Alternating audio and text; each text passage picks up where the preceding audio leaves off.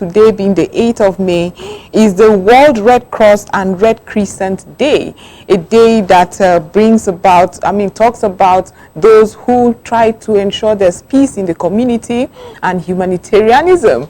I will be talking about the FCT, appraising humanitarianism in the FCT. Joining us, although via Skype, to discuss all of this is Joy Nwaubani. I hope I got that right. Joy Nwaubani, okay? Okay, Joy Oluchi Nwaubani. She's the communication... You just say it then. You say it. You got me on Friday when I didn't pronounce the Cross River name well. So today you have to pronounce the name well. Nwaubani. I hope I got that right, Joy.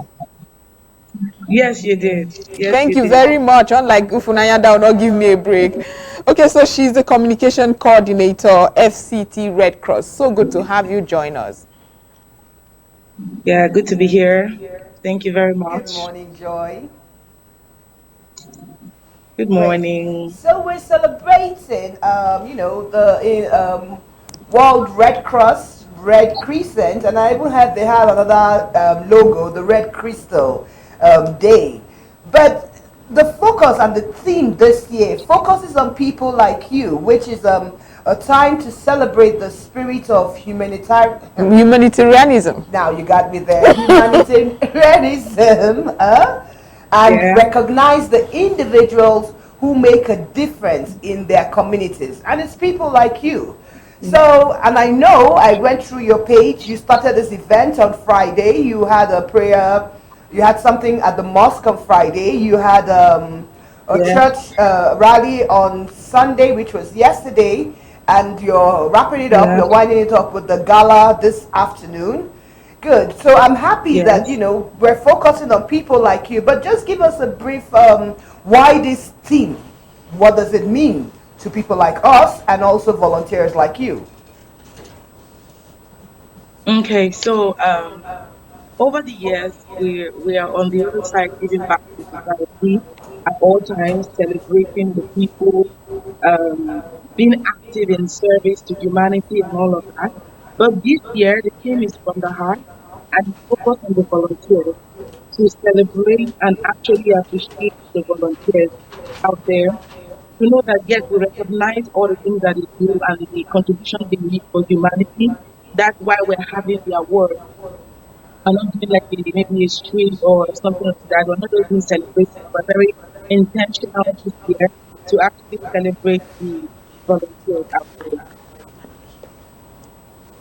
No, go ahead. Please go ahead. Looking at you, I said you're pretty. Go ahead. Oh, thank you. Yeah. Okay. So we do a lot of intervention, reaching out to people, accident scenes, collapse building, any form of emergency whatsoever, like attending to casualties and all of that. So, but this time around, we want to just, in as much as we do psychosocial support to people out there, to pay attention to them as well. So, in as much as we walk on the road, in communities, now we want to give the opportunity to act everything and celebrate getting back from the to That's why doing today. Okay, I can see that. But a lot of people in the humanitarian sector have been casting bad light because it's often said that some people in Nigeria go into that industry to make money for themselves. They are trying to get grants. And in that same vein, I would like you to respond to the several grants that are available for Nigerians and which are untapped, because there are several humanitarian organizations that have not reached the criteria. So my question basically would be, are we really doing the work as it should be done? Because when we see probes, especially from international organizations, we realize that even though in our own naive eyes, we see people doing work, they are not following the tenet or the criteria set. Okay, the thing is, definitely people are going to speak about anything. If you do good, people will speak about it. If you do bad, people will speak about it. So people always have things to say, especially when they don't have data, they have access to. So, but the truth of the matter is that Nigerian Red Cross have a very broad reach, and we have the capacity to reach to the integral people in the community. So, donors actually trust the system that we have working. So, there's no how that they will just rely on you without data, without every form of documentation that actually proves that you maximally use this thing. So whatsoever donation that is made to the society is explained down to the last dime. So everything is explained. So it's not just a place where we just shadow box anyhow. No, it's actually very intentional. The thing is that the data is not always out there for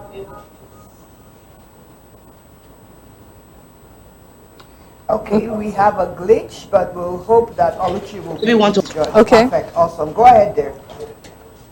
We lost you for a split Okay, so second the there. data is not always out there to for people to have access to. Okay, good.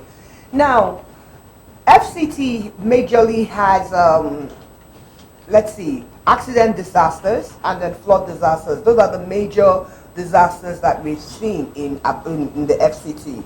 I recall, I think your last visible intervention was when there was a building that collapsed in Guarimpa. I know I saw a couple of your volunteers walking and helping, evacuate people from the. Oluchi, are you still with us? If you are, hello, Oluchi. So Oluchi is frozen, so we'll try and see if we can sort out that technical glitch, and then once we do that, we'll connect, Oluchi back to the conversation. It's really commendable what they're doing. Exactly. It's amazing to think that they've been around since the 1800s. I mean, I've known about the Red Cross for a very long time, and I worked with somebody who was trying to really revamp the Red Cross in secondary school very many years ago when I was in that space, and I was championing for my secondary school at the time. But I would love to get to where we are in ensuring young people know that you don't have to have millions to give.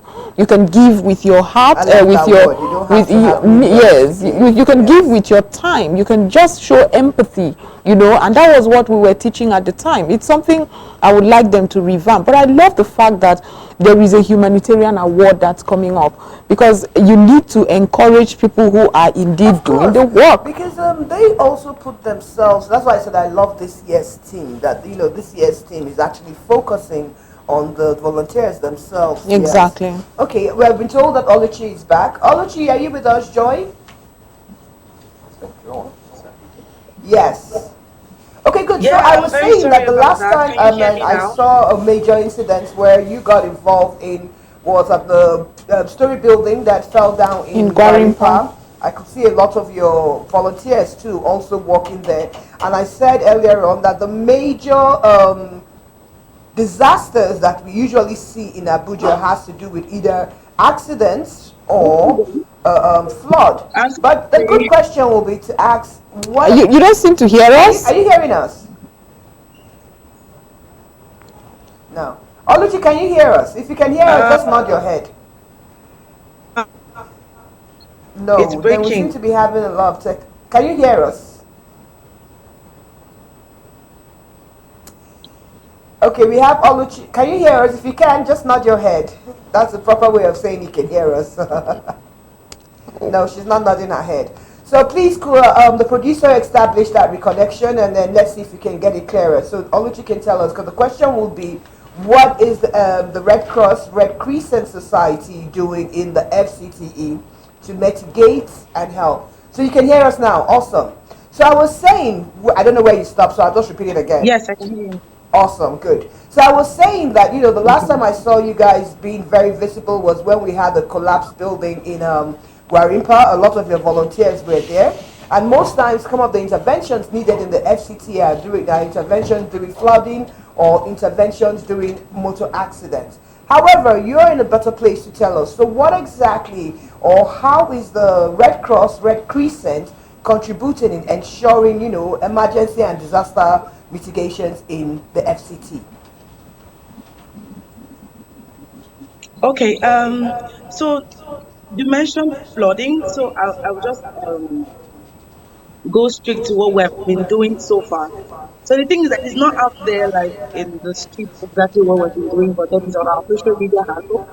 But then we've been having a lot of community engagement and what we call EVCA, called the Enhanced Vulnerability and Capacity Assessment, where we go into communities and then we assess them on their capacities to actually be resilient in flood and disaster, and then know exactly what their vulnerabilities are, so we know exactly how to help them. So, truthfully speaking, regarding flood, we have communities that are working in right now. We've been working on 4 communities, and now we have extended to like 6, where the people in the community are being educated on what to do. For instance, when there is any flood coming, they are able to detect when the flood is going to come, and then what steps to take to actually like save themselves from the disaster. Then we also do relief and all that. We've had cash transfer programs that we've done in communities now, like over 2 times or 3 times now across different communities to help them to elevate them from the level of poverty, especially in our economy as it is now, and the COVID-19, the side effects of the COVID-19 was reduced. But then we still see that the effect is still very, very much there. So we had a whole program where we spoke about sanitation and all of that. Then we had vulnerability and capacity assessment done in the community. We've had cash transfer programs.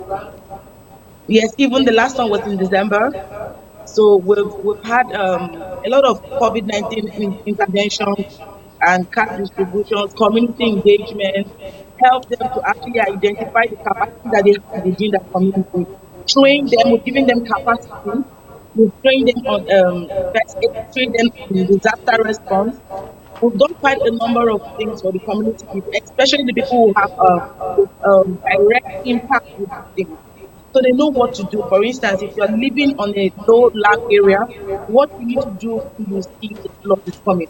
Um, right now, what we're even about to do, we even did a resource mobilization advocacy training, and next be able to link the um, stakeholders to the community.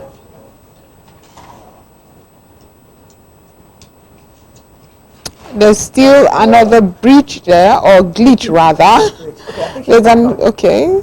The mouth was moving in the midst of. Right. I'm sorry Go about ahead, that. Oluchi. No, go ahead, Oluchi. We Hello, can lost you you hear for a me? few minutes, for a few seconds there, but go ahead. We can hear you. I can't hear you. Can you hear us now? If you can, just Yeah, nod your it's head. quite low. Awesome, Okay, great. good. Can Okay, you hear good. me now? You stopped at the stakeholders meeting that you're going to have. Yes, yes, with the community. So we have like 4 community members trained on what to do to actually be more resilient and advocacy, and then we're able to identify what their issues are peculiar to different communities, and then we'll be having a meeting with the stakeholders relevant to the issues that they will have, so that they will be able to have a synergy and then have direct communications with them as well. Okay, that's interesting. But you are going to have an awards night later, and I would like to just quickly ask, how are You you? can come. That wasn't my I'm question. just joking. Now, how are you able to sift through? What's the category for people getting these awards? There are so many NGOs and humanitarian organizations across Nigeria. How are you going to know who did what and how that person's work impacted communities and all that? Okay, so yeah, for the awards we have different categories, from down from the volunteer to the stakeholders to different categories basically. But the thing is, we're not this kind of society that just say things, or maybe like there actually is a track record and there actually data that inform the decisions that we make. Right. Can you hear me? That's interesting. Now, before Ifunanya asks, how can we come? Can we come? No, Joy, we think she's frozen again. Okay, I think we will just end this segment here and hopefully get her to the studio one day to really explain. Yes, we really need to get to all we need. Okay, the interesting. Okay, so we've been told she's back. We have just 2 minutes, Joy. Before we let you go, how can individuals who want to support the Red Cross, I think we'll wrap it up on that note.